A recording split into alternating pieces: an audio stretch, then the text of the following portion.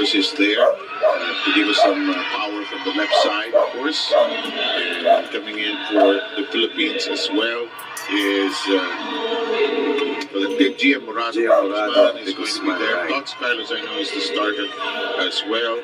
And we'll have Celine Domingo starting there. Tots Carlos playing in their first international competition. We have Cherry Nunak also played well last night, and who is our starting libero? Kylie Atienza. It's Kylie Atienza. Bang Pinedo, of course, is the alternate libero. Bannered by former 1992 Olympic gold medalist, and he used to play for Brazil, Jorge Sousa de Brito. Yep. He was also the assistant coach for Brazil for the women's team in the Beijing 2008 bronze medal campaign. And De Brito, of course, he calls the shots for Akari in the PBL. And let's see how this team does here today. So this game officially starting in just about an hour late compared to Philippine time. We are correct. Cambodia is an hour. How long does it take to fly from Manila to Cambodia? 2 hours and 50 on an evening flight. About take off about 10 p.m. Manila time. And just about ready to get the first serve underway. And here we go. We are going to serve with Duan. Duan T. Lam O is their setter, of course, and the first touch of the ball by the Philippines. First attack is on the money. Mylene Paad delivering from the left side. PBL MVP getting the job done. Very important for Team Philippines to have a good start. Keep the game close as Pat scores against the two-man wall. Finding the gap in the opening. Tots Carlos will fire first for the Philippines. Here's the set. It is blocked, and it's down and out. Auspicious start by the Philippines. Cherry Nuna providing the protection there. Let's see how she did it. Stopping this combination play on that single block. Coverage was late. 2-point lead in Philippines. One TKO nowhere to go on that particular drive. They tried from the middle. Stepped in play by Atienza. We fire from the back row. Recycled offense here. Went up that time. And here comes the attack. And this is the first long rally of this match. Double block and out. First point of Vietnam taken care of by the captain. Chan T. Tien Thuy. T4 scoring the first point for the blue shirts. Power, force. Once again, even if Cherry Nudag and Mylene Pat were there, can't be denied. First point for Vietnam here in set number 1. Their mission is to finally get that gold medal, which Thailand has denied them. In the meantime, the quick attack delivered upon Philippines by 23. 13 straight gold medals for Thailand. The mighty Thailand unit. Let's take a look at this nice quick set. 2 points down, 2 straight points, tied at 2 here in set 1. Service of trap, and it goes astray, and the Philippines takes the third point of this early going here. Here's the serve, and how it landed in the net. That Philippine is actually waiting for it. Lunak will be serving. And we make a mistake as well. And first errors should be put to a minimum, especially against a team that knows how to win. Look at the Southeast Asian Games. 4 teams per group, only 2 teams will make it to the crossover semis. And we're hoping that we can top the group para makaiwas ng maaga sa Thailand. At Tolentino fires away. Here's the set coming from Duan. It's off. The Vietnamese cheering section. She's well ventilated with her handheld battery operated electric fan. Yan, sir. We were there for about 5 days at kahit saan ka pumunta. Sobra talagang init. Gia Morado checking the horizon. Ball is down and out, and Vietnam bungles it. We're tied at 4. Excellent De Guzman setup there. Pats once again showing us the caliber that she has been able to put up in the last few years. Also serving as a reinforcement abroad, playing for a club outside of the Philippines, ties the count at 4. Excellent serve. This is blocked. And the Philippines grabs the lead with Set Domingo firing. Second kill block for Team Philippines. This has to be a constant of a broken play. Set finding once again perfect timing. One block Charinunat, one block Set Domingo. 1 point lead Philippines. Service play. Nice quick set. Difficult pickup and way away, too far away from the 10 set for possible recovery. We're tied at 5. First night play here for Vietnam, and Duan delivering her first point. Blockers were there now. Vietnam responding by making it more difficult for the middle blockers of Team Philippines and contain their points of attack. They're okay. Colorful. They're hydrated. In the meantime, Gia has to track it down. This shot is well done. And the libero of Vietnam with some problems there. One down.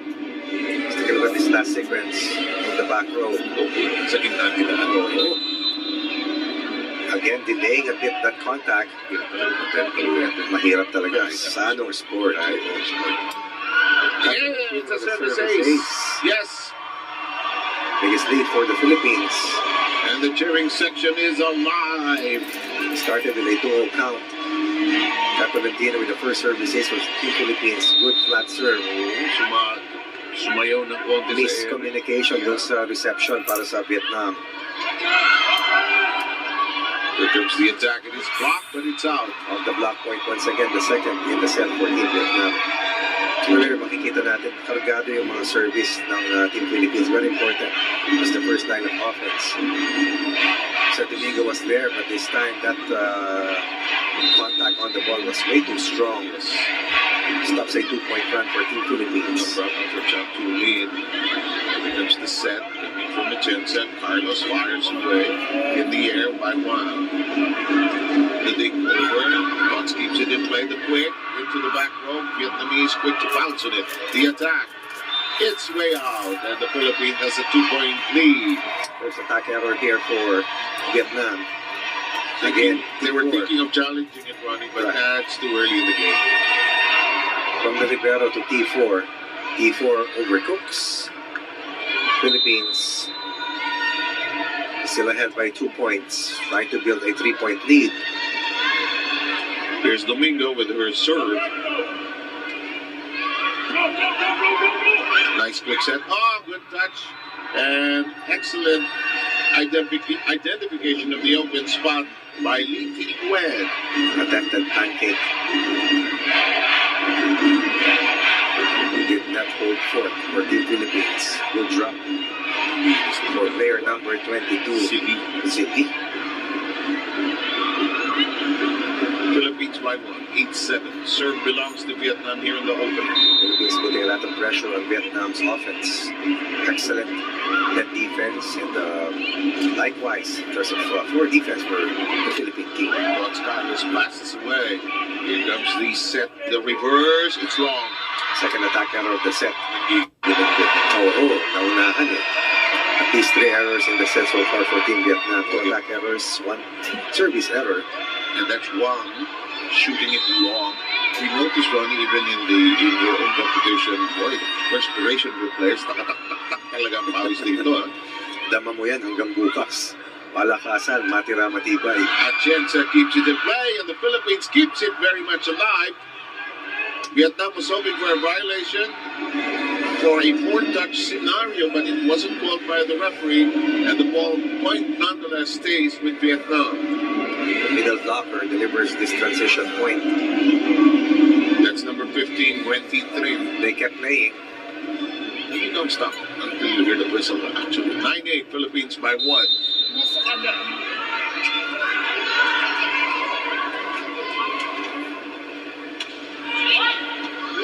It's in the air. Morado de Guzman sets it up. And that's a great dig over by Tots Carlos. 2 points in the set. Vietnam feeling the heat in terms of pressure exerted by the auspicious start of Team Philippines. His direction by Nuna. Hindi rin nila kilala si Totso. Correct.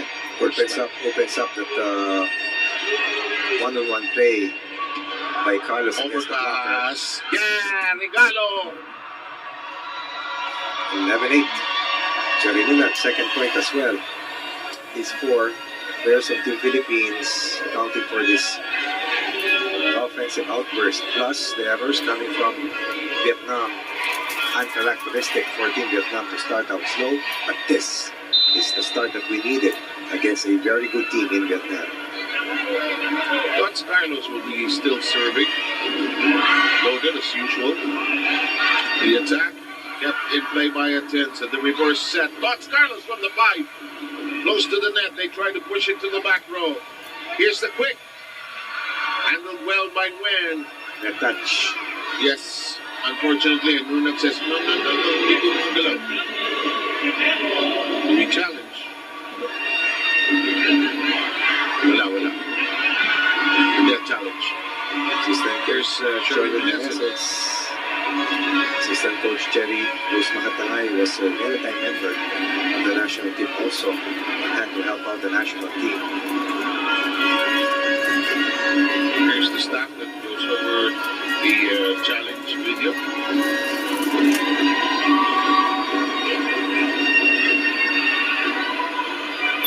The Philippines would like the game to keep flowing. They have the momentum. Buelo eh. Abuelo, at saka makita mo, Oh, look at the perspiration of the players. Huh? titisin mo talaga. Sobrang init. Sobrang Ang humid. mahirap dyan, no? Kapag pumapatak sa mata, tapos na-detrain ka eh, di ba? Ang biggest challenge, maski lumabas ka sa venue, video, minsan nagpapahangin ka, wala. Humidity, no? Mas mainit pa sa labas. Wow, may split screens tayo today. The net touch came from Vietnam. And Cherry was convinced that she didn't touch it. In the meantime, Franti Tuan Tui said, okay, we take that. We are now down by 4.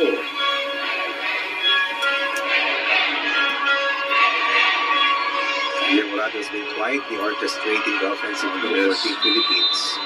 Tots Carlos will take care of the serve. Diana May's serve is in play. This is too long, and Vietnam is applying too much heat on the ball and over hitting it, go far beyond the baseline. Four attack errors, 1 service error. That's already 5 of the 14 points. Or 13 points for Team Philippines, as they call ceasefire.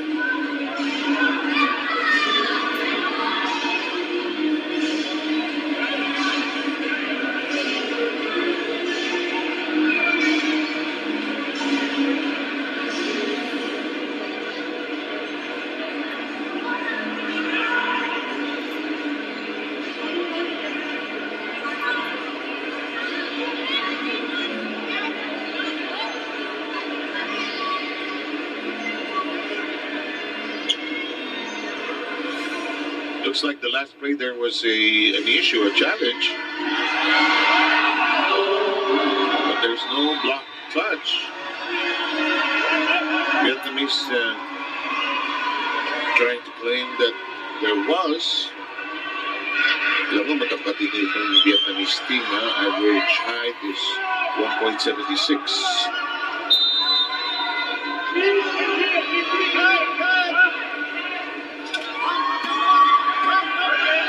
Of course, this presentation has been brought to you by Smart.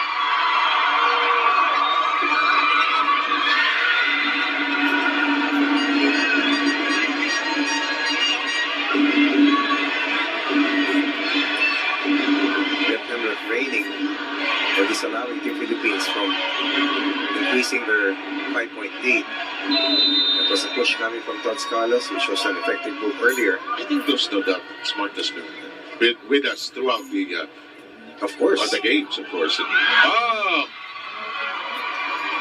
We're getting points from here, there, and everywhere. Why not? After a 5-point lead for Team Philippines. Look at this last sequence off the block point. on that second block. Doon nila pinapadaan talaga. No? Medyo dinadaan doon sa inahampas doon sa winawalis doon sa block.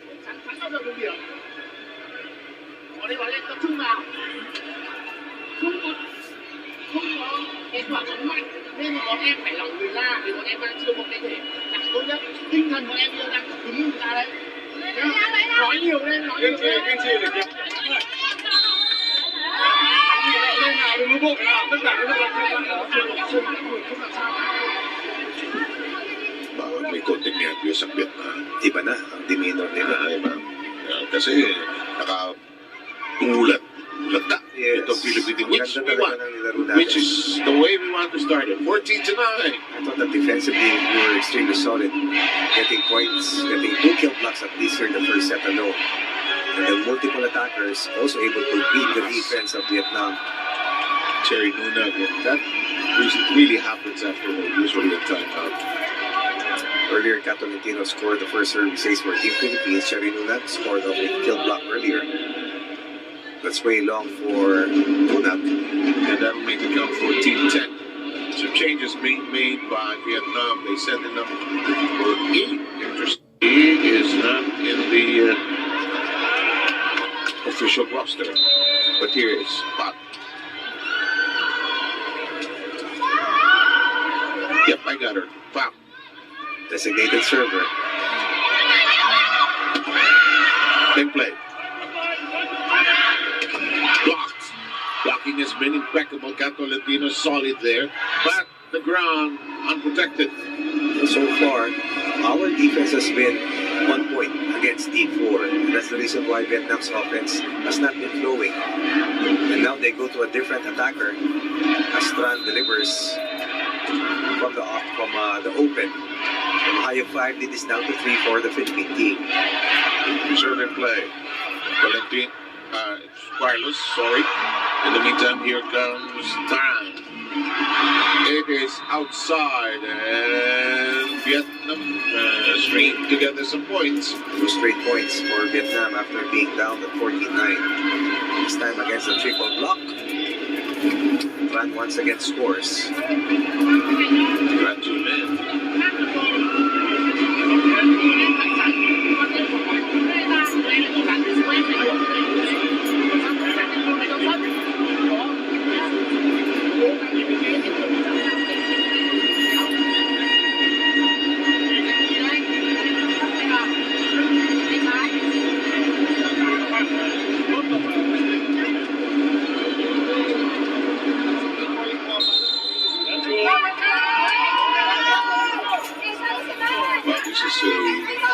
Of some very good players from the Philippines. You just saw them in the last huddle.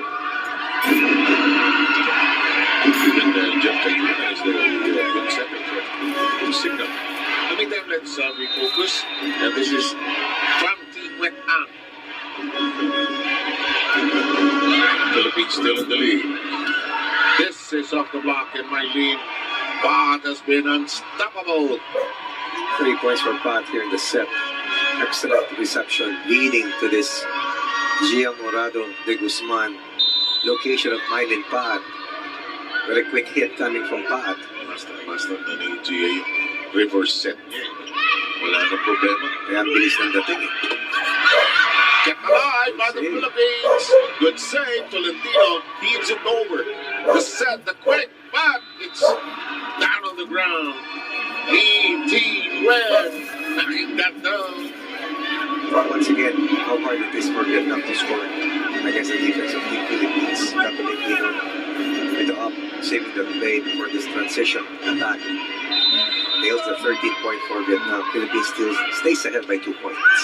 Juan Tishuan. The shot taken care of. And Philippines looking for a net touch. yes, and it's outside as well. And it's 16-13 Philippines. Look at that last play once again. Net touch. So tumama kay Paat. Maliwanag. Flipping the net upon contact. Philippines with a 3-point lead here on the first set. Chance for the Philippines. Gia sets it, dumps it over. Nakagulo. Set, fires. Couldn't get clean contact with the ball. Back row. Pad heaves it high. Carlos battles. It's a shot that's still alive, actually. Longest rally so far. Here we go with thoughts. Rejected, reset, recalibrated, reassembled, but to no avail. Carlos defended, but rejected. Vietnam celebrating, trying to stay close and also apply pressure on the Philippines. More errors in the set so far for Vietnam. Pat has nearly scored almost at will, but that time against a single block. Defense stopping the offense of Mighty Pat. Chance to win, delighting, relishing over her work. No taste of the lead yet for Vietnam here in the set. Not yet. Carlos. They set her up almost, but very alert play by Vietnam. Here comes Carlos anew. One-handed pickup. And the libero sends it airborne. That's Nguyen Can Dong. Here comes the attack. And we're going almost exclusively to punt. And the shot kept alive. Tran looked like she was injured, but there's a clean block. Juan T. Lam on. Taking care of business, the setter. Suddenly the lead is down to 1 from a high of 5. 13-8 was the count earlier. I think they finally realized that Carlos is the go-to player right now for Team Philippines. Aside from Michael. Wala na sikreto. Wala na. Kanina nakatago, naka-hype. Medyo hindi niya Yes. pakilala si Diana May. 7-3 counter run here for Vietnam after being down at 13-8. That's inside. That Tolentino. That's the trigger and cue for Gia Morado de Guzman to go to a different hitter. Tolentino.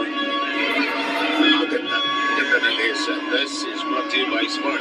Excellent angle taken.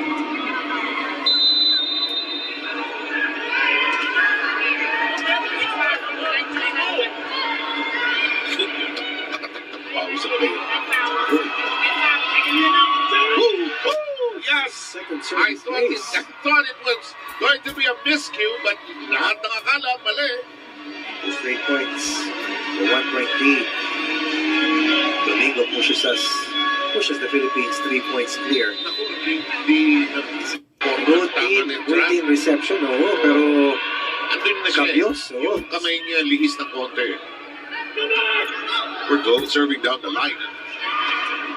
Wicked shot on the cross court. The captain delivers. Chan T. Tan Tui.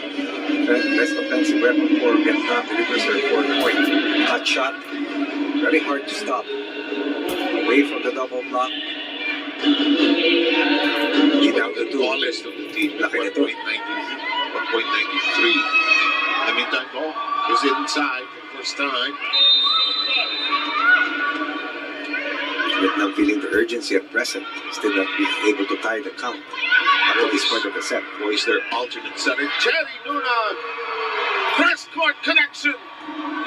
Carlos, Paan, Nunan, Tolentino, so far alternating in this GM de Guzman show, beating the single block once again. GM Morado de Guzman making it difficult for Vietnam's defense to contain the offensive flow of the Philippines. Napapasok lang ni Bo, the center. Alternate center. It's inside. She's just a big, hot scorer for Vietnam. We know that so well. Placing in the second spot in 10 of the last 11 stagings in the Southeast Asian Games, and we're looking to win set 1 against them. And really, put off a ton of pressure on Vietnam. Good set. But that is blocked. Time. Nabasa. Cherry Nunan with a misdirection on the right side, but Mylene Pan hindi iniwan, markado talaga. Ayun, namatay ng number 17. At hinabol pa ng number 15. Si Duan T. Swan and Wendy Trin taking care of the coverage of the net. 2 decoy plays, 1 from Carlos, 1 from Nunan. Hindi kinagat. Small has been decent. Very efficient. Touch pass by Utensa. Tied at 19. Earlier, we were able to increase our advantage to 16-13. Another 6-3 run here for Vietnam. From 13-8, Suddenly, it was just a 1-point lead for the Philippines. Umakyat sa tatlo, ngayon tabla na at 19. They seem to be the favorite. Nakatapat kasi yung Siguro nga. Oo, nakatapat. Miss hit. Nice drop, but handled by Bob. From the park, Tolentino. This shot is too hot to handle. Nguyen Guerra down, unable to handle the hot volleyball. One thing is certain, the mission here, no doubt, is to win the first set at once. Look at the power and the force coming from Tolentino, even from the height. Grabe yung palasa ni Gio Morales. Grabe. It's a quick guard. Grabe yung bigat. He Can identify. And that is the way to beat the defense of a very tall team. Tots Carlos, however, sends it into the net. Second service error for the Philippines. 20 anxious moments here. Yes, make or break. Vietnam still looking for their first taste in the lead. Number 16, a new face for Grabe yung shuffle ng Vietnam, ha? Beating New Queen is on the floor. Look at the net that this team has over the Philippines.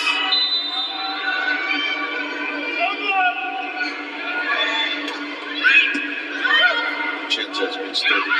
This attack stays down and Vietnam first stays in the lead. That's the reason why they made some changes in their lineup. Our offense has been flowing seamlessly.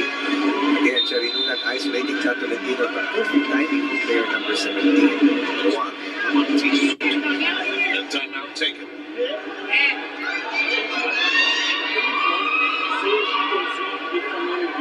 If the beat, you can move through. Okay? The same is okay right there.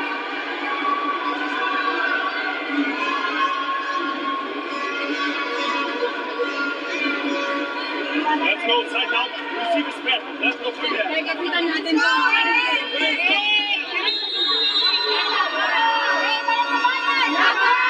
You just have to play point for point here. Right. Philippines, despite losing how much of a big lead? 4 points, 5 points was the biggest advantage for the Philippines at That 13-8. is a thing of the past now.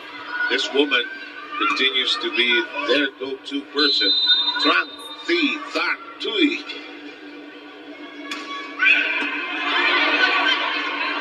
From the middle. Yes. I thought there was a check ball. I thought somebody from Vietnam touched it. But they escaped with that one. They now lead by 2. Look at that sequence. Oh, that's clearly out. Fight back continues for Vietnam, and the Philippines respond late in this first. John Tita Tui. Too high. Too high. Back-to-back miscues. One for Carlos, one for Mylene Pat, another service error. Suddenly we're down by 3. And in the home stretch of this first set, Excellent fight back coming from Vietnam. by playing cool, by checking their And shuffling likewise their lineup. Yeah, that's exactly. Challenge has been made here.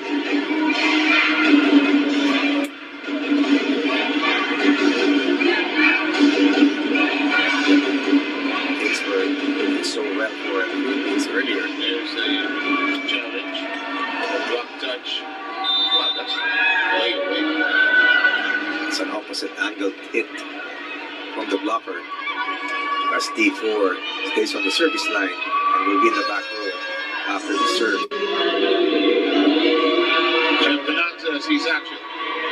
Multiple MVPs in this lineup. Of course, the core of this team comes from the two smackers, of which halos lahat siya nag-MVP. Yes. But, wicked shot. From the front row, from the back row, the leading scorer, the best defensive weapon, once again delivers a critical point for Vietnam, who are now at set point. Look at the power. Double block was not closed. It's Sorry, open. gamit ang kamay yung piece na ligis. Set point. Chance for the Philippines. Blocked. And this first set is already in the history of the Southeast Asian Games. And Vietnam, despite a shaky start, managing to win the first 25-20. out-4 run by Vietnam after being down at 16-13. They tied it at 19, were behind by 5, but eventually experience, composure, and depth got the job done for Vietnam in this first set with 4 points.